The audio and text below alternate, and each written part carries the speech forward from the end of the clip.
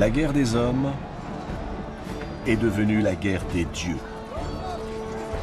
Le chaos qui règne entre Grecs et Troyens s'étend désormais à l'Olympe.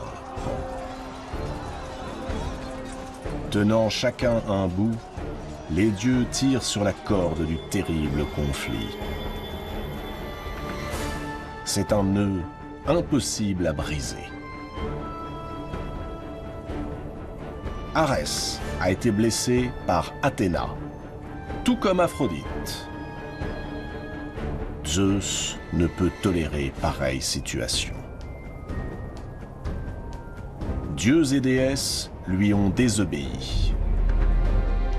À partir de maintenant, déclare-t-il, quiconque secourra l'un des deux camps sera foudroyé et précipité dans le plus profond des gouffres de l'enfer, au fond du noir Tartare, au-dessous de la demeure d'Hadès, là où se morfondent celles et ceux qui ont osé défier l'autorité de Zeus. Zeus fixe plus particulièrement son épouse, Héra, et sa fille, Athéna, qui revient à l'instant du champ de bataille. Elles n'ont d'autre choix que d'accepter, elles aussi, la sentence du dieu des dieux. Mais voilà qu'Héra laisse éclater sa rage. Interdire aux dieux d'intervenir, c'est favoriser les Troyens. Car sans le secours des dieux et privés de leur meilleur guerrier, Achille, les Grecs ne peuvent espérer l'emporter.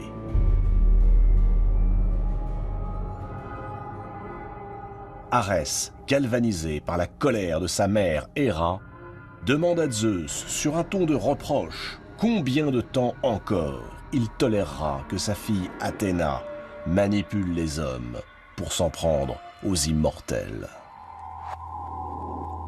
Il accuse Zeus de protéger sa fille préférée, au prétexte qu'il l'enfanta lui-même.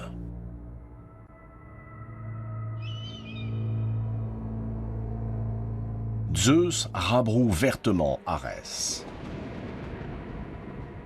Il lui ordonne de quitter l'Olympe et de se rendre auprès d'Asclépios, le dieu guérisseur, pour y soigner ses blessures. Il menace le dieu de la guerre d'un séjour aux enfers s'il ose encore s'exprimer.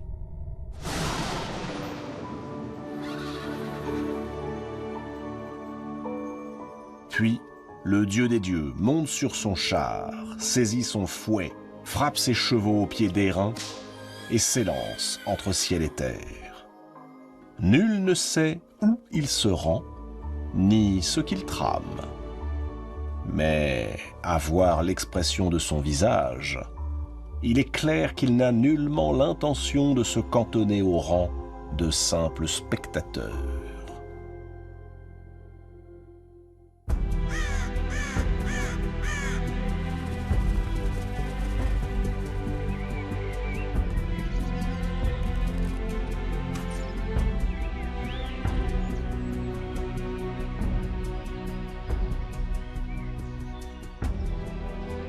Arès a rejoint Asclépios, qui vit non loin de Troie.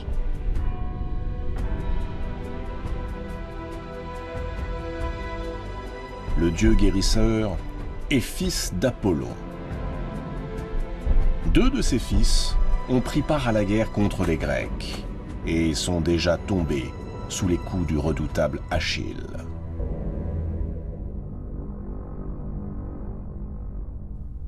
En envoyant Arès auprès d'Asclépios, Zeus se doutait que le dieu de la guerre, à peine soigné, rejoindrait subrepticement le camp des Troyens.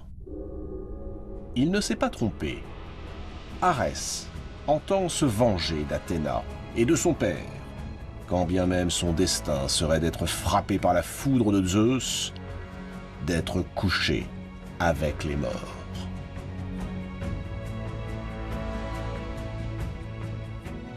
Arès se place derrière Hector et lui souffle sa flamme.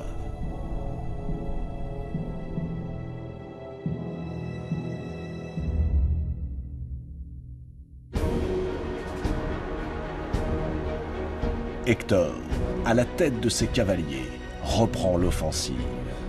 Et rapidement, les Grecs battent en retraite. Même le terrible Diomède semble épuisé par l'assaut qu'il a si courageusement mené. Et jusqu'à la nuit tombée, les Troyens acculent les soldats d'Agamemnon au rivage, tout près de leur navire.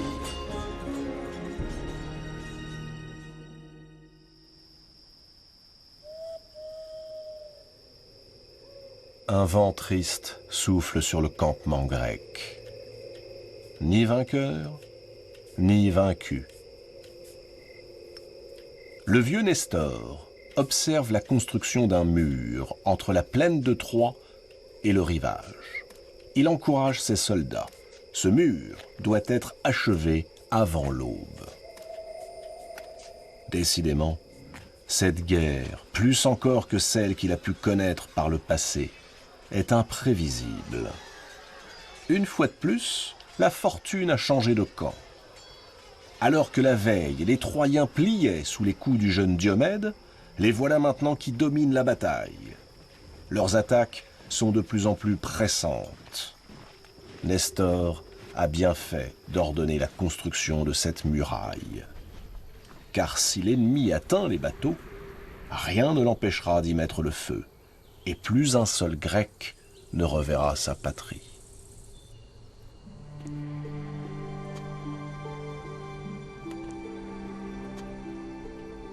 Un homme vient de franchir le seuil du palais de Priam. Il marche lentement. Son grand âge l'oblige à s'appuyer sur une canne. Il s'appelle Anténor. C'est le beau-frère du roi. Après s'être incliné devant le souverain, il jette un rapide coup d'œil sur ceux qui sont présents. Paris, Priam, Hector, Écube, et dans un coin, Cassandre.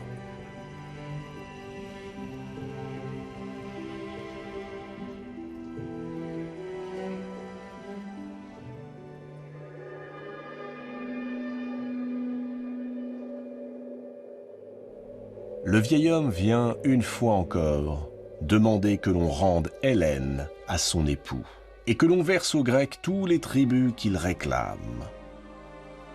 Il ne fait que porter la parole du peuple. Ce peuple de Troie, qui depuis 10 ans résiste aux Grecs, est épuisé.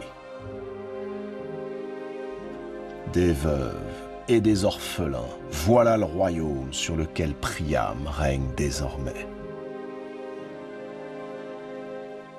Tant de glorieux héros ont rejoint la terre des morts.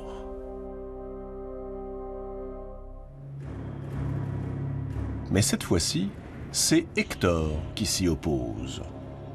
Nul besoin de rendre Hélène à Ménélas. Les Troyens ne sont-ils pas en train de l'emporter? Les Grecs ont le dos à la mer. Leurs navires sont à portée de flèches. La victoire n'est pas loin. Anténor fait remarquer que cela fait 10 ans que la victoire n'est pas loin. Elle penche au gré de l'humeur des dieux, tantôt du côté grec, tantôt du côté troyen. Le terrain gagné à l'aube est perdu au crépuscule.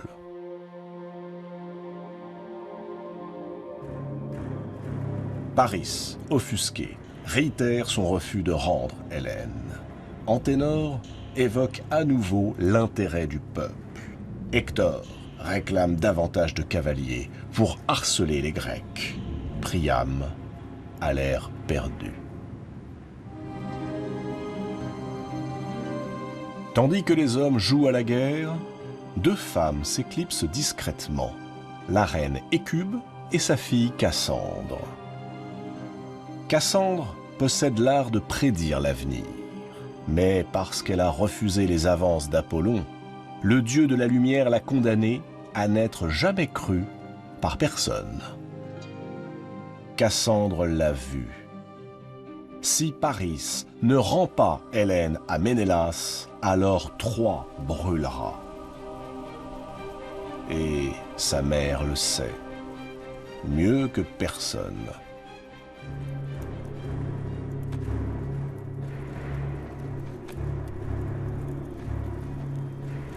Hécube ne peut pas avoir oublié la sinistre prophétie que sa propre fille lui révéla jadis. Peu de temps avant de mettre au monde Paris, elle avait vu sortir de son ventre une torche qui embrasait la ville entière. Cassandre affirma aussitôt que l'enfant à naître serait la cause de la ruine de Troie. Le maître à mort s'imposait si l'on voulait préserver Troie. Nul ne l'avait cru.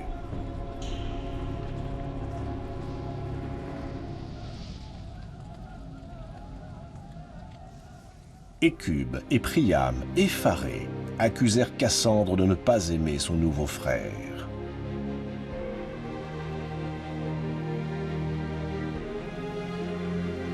Ils mirent sur le compte de la folie ce soudain accès de cruauté.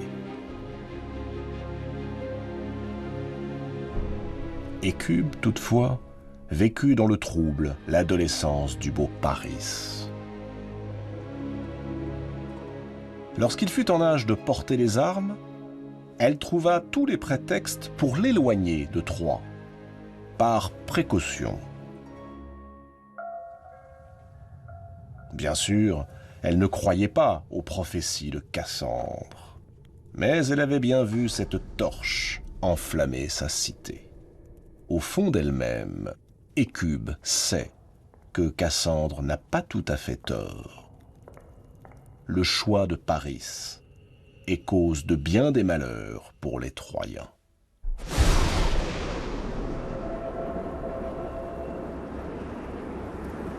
Un vent terrible se met soudain à souffler le long du mur construit par les Grecs.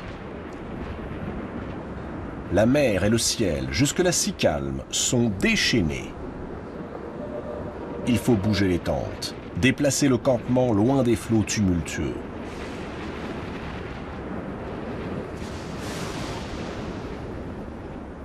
Nestor rejoint Agamemnon et Ulysse. Ils ont compris. Dans leur hâte à bâtir ce mur pour contrer les assauts troyens, les Grecs ont oublié de sacrifier au dieu qui érige les murailles, Poséidon. Lui, le bâtisseur de l'invincible muraille de Troie, ne peut supporter que de simples mortels construisent un mur, sans même honorer son nom.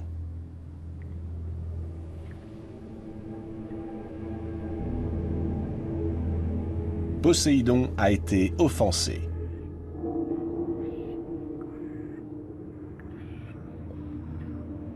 Les trois rois blêmissent. Ils savent combien le dieu de la mer et des océans est ombrageux. Il punit tous ceux qui oublient de sacrifier à son culte.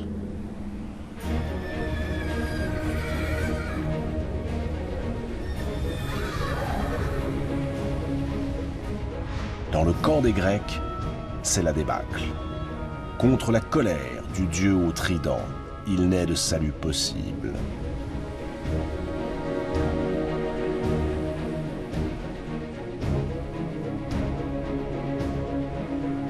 Les plus farouches soldats tombent à terre, implorent la clémence du dieu marin.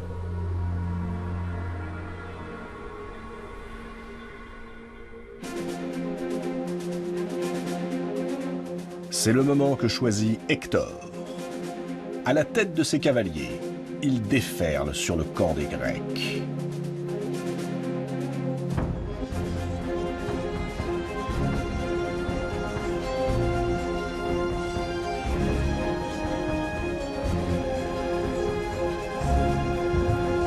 Les Troyens semblent mus par une force invincible.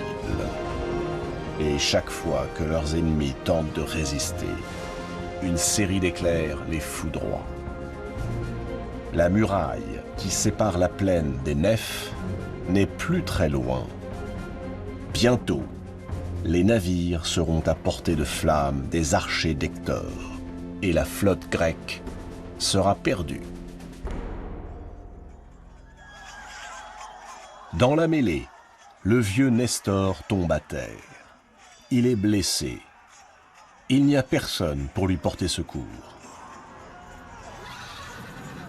Diomède, le jeune roi d'Argos, se précipite vers Nestor et le hisse sur son char. Il s'élance avec une telle fougue qu'il est sur le point de repousser les premiers cavaliers troyens. Mais une nouvelle série d'éclairs frappe ses chevaux, qui se cabrent et le précipitent à terre, lui et le vieux Nestor. Par 3 fois, Diomède remonte sur son char, fait volte-face et se présente devant le fils de Priam. Par 3 fois, l'éclat du tonnerre le rejette en arrière.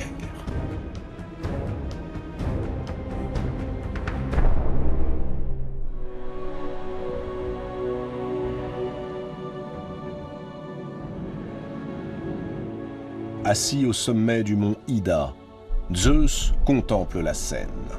Il a vu Arès se glisser derrière Hector. Et aussi Poséidon, écumé de rage, et frapper le sol de son trident afin de provoquer le tonnerre et le raz-de-marée. Il ne dit rien. Qu'importe si son fils et son frère, une fois encore, brave son autorité, car il tient entre les mains une balance d'or qui semble l'amuser beaucoup. Cette balance d'or, c'est celle du destin.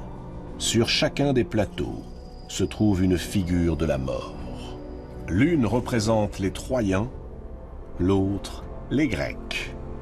Or, c'est celle des Grecs qui penche vers la terre, tandis que celle des Troyens s'élève vers le ciel. Et dès que les Troyens faiblissent, Zeus, d'un souffle, redresse le balancier, et les Grecs battent en retraite.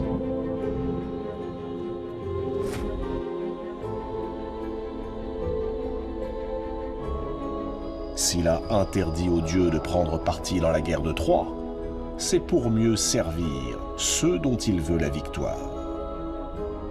Ce qui importe à Zeus, à ce stade de la guerre, c'est de respecter la promesse faite à la mère d'Achille.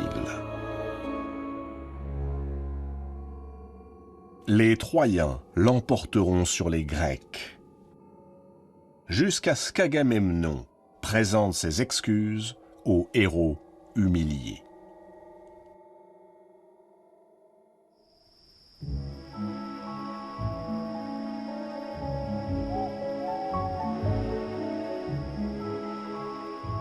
La nuit tombe. Les deux armées doivent cesser le combat.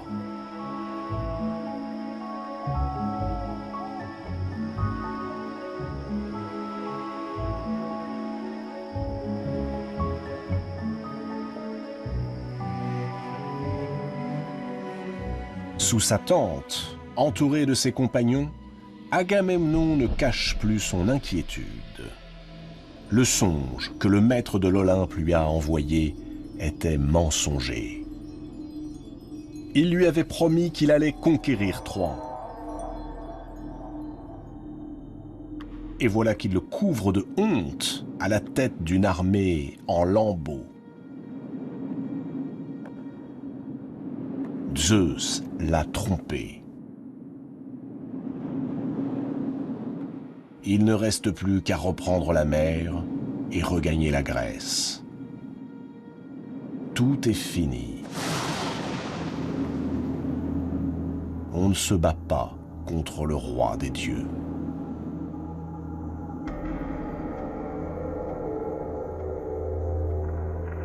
Ajax, Ulysse, Ménélas, tous les rois fixent le sol dans un mutisme total. Ce n'est qu'après un long moment que la voix de Diomède s'élève. Si Agamemnon songe vraiment à rentrer en Grèce, eh bien qu'il parte, et que ceux qui le souhaitent partent avec lui. Nul ne les retiendra, mais lui, le jeune roi Diomède, restera, et il y en aura sûrement d'autres pour se rallier à lui. Ils se battront jusqu'au bout, jusqu'à la prise de Troie, ou jusqu'à leur propre mort sous les coups de la foudre divine. Le vieux Nestor approuve. Il y a une solution pour sortir de l'impasse dans laquelle les Grecs se sont fourvoyés. Nestor prononce le nom que tous ont au bord des lèvres, mais que nul n'ose articuler. Achille.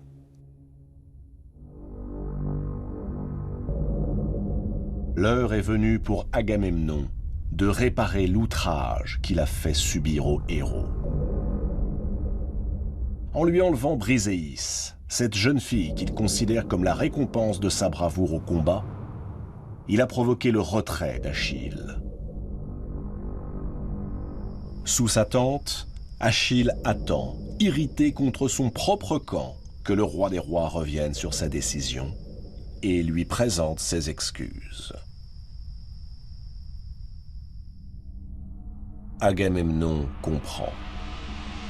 Voilà d'ailleurs bien longtemps qu'il a compris.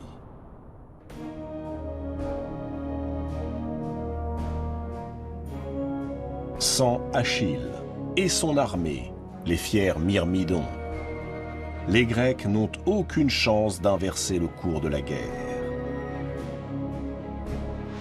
Il déteste cette idée, mais il n'a plus le choix. La mort dans l'âme, il annonce qu'il est non seulement disposé à rendre Briséis, mais à combler Achille de présents. Tous saluent la décision du roi de Mycène.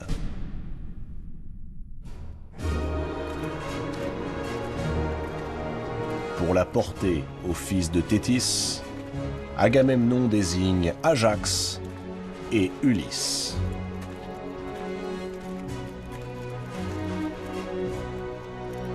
Achille est là, sous sa tente, allongé sur des coussins. À ses côtés, Patrocle, son fidèle ami. Surpris, Achille pose sa lyre. Il se lève et interroge les deux rois sur la raison de leur visite. C'est Ulysse qui prend la parole. Il sait que si Achille ne se résout pas à calmer la colère qui l'anime, il regrette en son cœur le tumulte de la bataille. Alors, Ulysse décrit à Achille la tragédie que vivent les Grecs depuis qu'il s'est retiré du combat.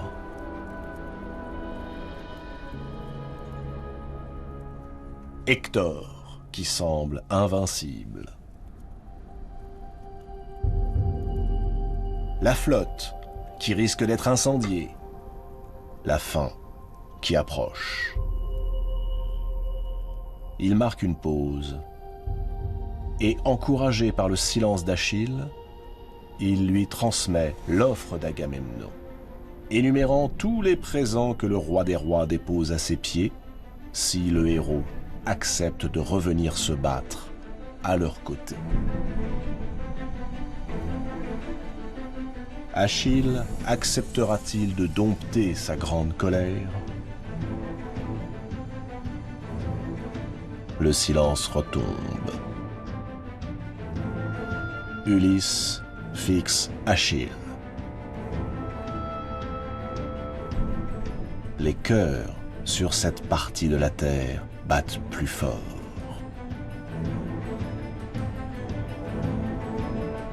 Achille acceptera-t-il